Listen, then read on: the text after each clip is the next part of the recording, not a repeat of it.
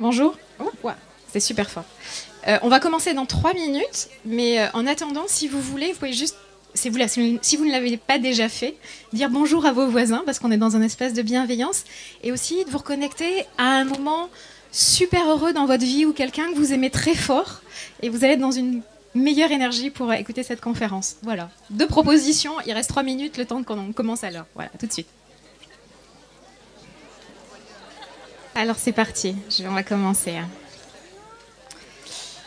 Alors je vais commencer cette conférence avec une citation qui me touche beaucoup et qui me parle beaucoup, qui est une citation de Steve Jobs, le fondateur d'Apple, qui dit « Si vous ne travaillez pas pour vos rêves, quelqu'un vous embauchera pour travailler pour les siens. » De suite, on a envie de trouver sa voie. Donc cette conférence s'appelle « Aider les jeunes à trouver leur voie ».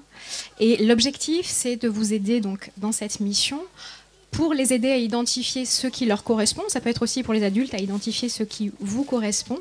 Mais je me rends compte qu'au-delà de ça, il y a souvent un travail pour moi de changement de posture. Aider les jeunes non seulement à identifier qui ils sont et ce qui leur correspond, mais aussi avoir un changement souvent de posture pour prendre la responsabilité de sa vie, être acteur de sa vie, se sentir responsable et savoir comment passer à l'action, comment passer du rêve à la réalité. Et c'est ces 3 pistes que je vous propose d'explorer maintenant. Donc pour ceux qui ne me connaissent pas, je suis donc l'auteur de ce livre qui s'appelle 30 jours pour trouver ma voie et vivre mes rêves, qui est sorti il y a à peu près 2 ans, mais j'ai un profil particulièrement atypique. En fait, oui, c'est le moins qu'on puisse dire, hein, si vous l'écoutez. En fait, à la base, je suis professeure de l'éducation nationale d'économie et gestion, puis je suis partie longtemps aux États-Unis, enfin 8 ans, j'ai été enseignante dans une université assez connue qui s'appelle Stanford, en tant que professeure de français et langue étrangère. Je suis revenue en France, j'ai fait des milliards de choses, honnêtement, j'ai trouvé ma voie, m'a pris un certain temps. Et certains d'entre vous me connaissent peut-être via la casquette École du Monde, en fait. L'école a toujours été dans mon cœur, en fait. En tant qu'élève, j'adorais ça, même si c'était un petit peu compliqué. Puis en tant qu'enseignante, maintenant, j'aimais pas trop ce qui s'y passait, en fait. Pour moi, l'école est un espace extrêmement précieux, l'espace fondateur d'une société, voire d'une humanité. Et je me disais que j'avais envie de vivre dans un monde sain, solidaire, pacifiste et heureux. Et j'avais l'impression qu'en France, on n'y allait pas. J'avais déjà un autre référent qui était les États-Unis.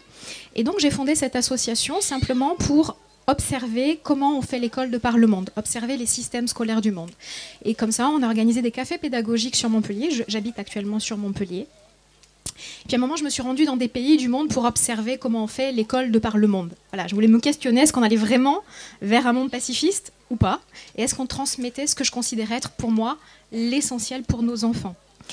Et tout le monde m'attendait sur un livre sur les écoles du monde, évidemment. Et je suis rentrée et je me suis dit non, je veux transmettre directement des choses aux enfants. Et voilà, je suis passée sur ça. Et ça fait 2 ans que je fais ça. Je sors 2 livres l'année prochaine. Et le 4e livre que je suis en train d'écrire revient à l'école avec une réflexion sur transmettre l'essentiel. Donc je reviens quand même via l'école. Mais la conférence d'aujourd'hui, c'est aider les jeunes à trouver leur voie. Je fais juste un bémol parce que je sens...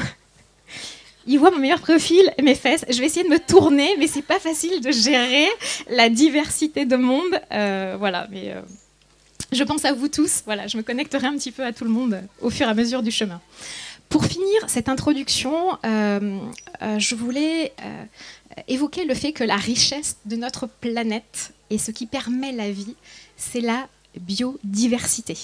Donc c'est toutes les différentes formes de vie qui permettent la vie, cet équilibre fragile. Et à mon sens, la richesse d'un pays, c'est également la diversité des personnalités, des talents, des potentiels, des activités. En fait, c'est ce que j'appelle, moi, la complémentarité. Et en fait, à chacun de trouver ce qui résonne en lui, sa singularité. Moi, je vois l'humanité comme un énorme puzzle et à chacun de trouver sa pièce de puzzle et prendre sa place là où il est, bien comme il faut. Voilà. On peut imaginer qu'un monde où il y aurait que des médecins, ça marcherait pas. Un monde où il y aurait que des coiffeurs, des maçons, des plombiers, des vendeurs, ça ne marcherait pas. Et même s'il n'y avait que des agriculteurs pour nous nourrir, je vous invite à être malade un jour. Ça ne serait pas possible. On a besoin vraiment de toutes les formes d'activité pour évoluer et pour vivre sur cette planète. Donc le premier pilier que j'aimerais partager avec vous, c'est